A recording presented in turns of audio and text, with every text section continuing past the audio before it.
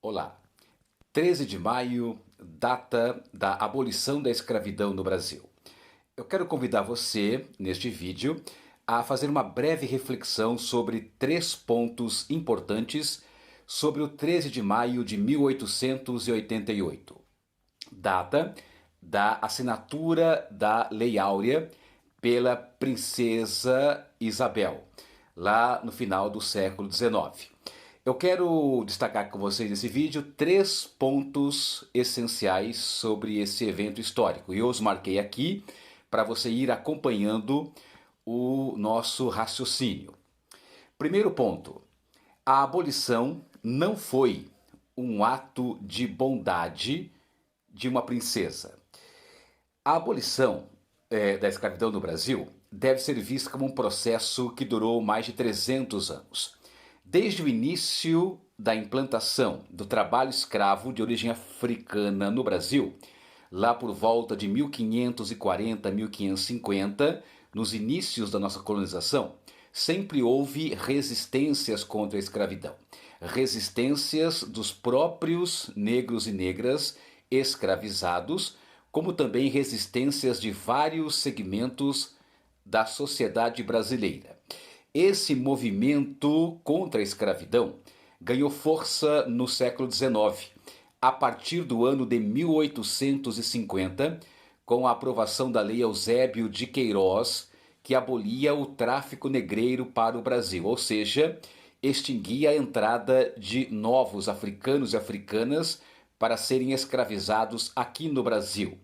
Por isso, a partir de 1850, até a Lei Áurea, em 1888, foram quase 40 anos do chamado movimento abolicionista, que reuniu a resistência e a luta dos escravizados, como também de vários setores da sociedade brasileira, como políticos, artistas, intelectuais, jornalistas, advogados, entre outros nomes importantes, como, por exemplo, nomes que não podem ser historicamente esquecidos, como Luiz Gama, Castro Alves, Joaquim Nabuco, José do Patrocínio, André Rebouças, Maria Firmina e tantos outros e outras que lutaram pelo fim da escravidão. Portanto, esse é um primeiro ponto de reflexão bastante relevante que deve estar presente em nossas análises históricas. A abolição não foi um ato repentino de bondade, de generosidade da princesa Isabel. As lutas contra a escravidão no Brasil duraram mais de 300 anos, desde o século XVI, desde o início da nossa colonização. Segundo aspecto importante, os escravistas não foram indenizados pelo Estado Imperial.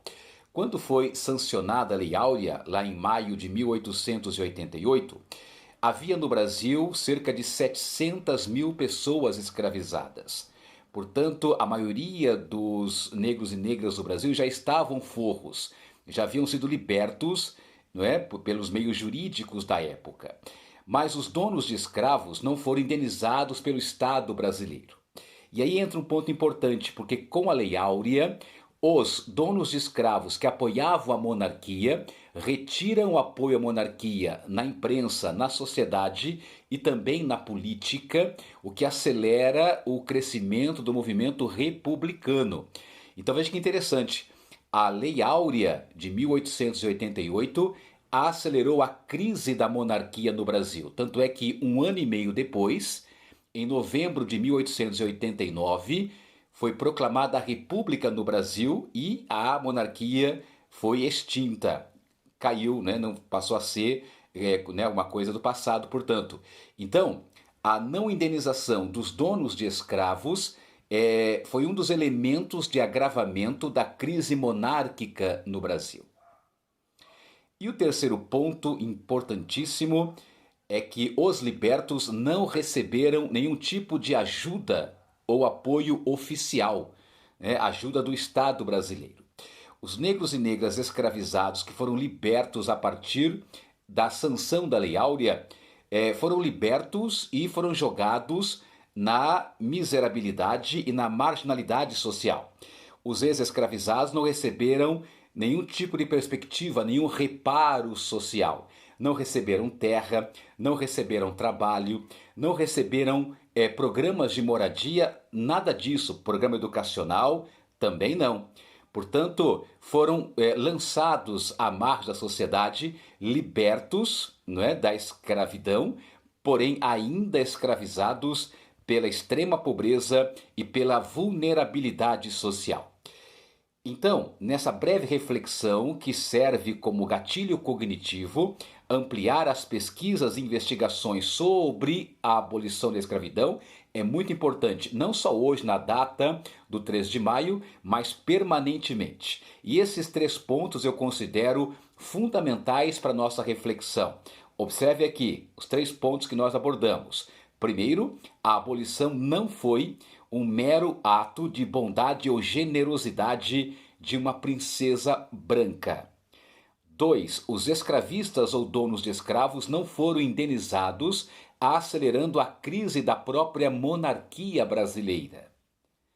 E tópico 3. Os libertos não receberam nenhum tipo de ajuda oficial. Foram simplesmente libertos e jogados à marginalidade. Inclusive, nos anos seguintes à abolição da escravidão, né, já no início da República, foram aprovadas algumas leis contra a vadiagem, que prendiam pessoas negras por estarem perambulando pelas ruas.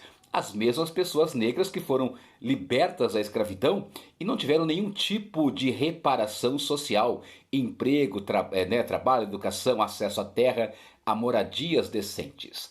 Ok, galera? Então, enfatize esses 3 pontos em seus estudos sobre esse tema tão importante que foi o movimento abolicionista e a abolição da escravidão no Brasil, lá em 13 de maio de 1888, portanto, há 135 anos atrás.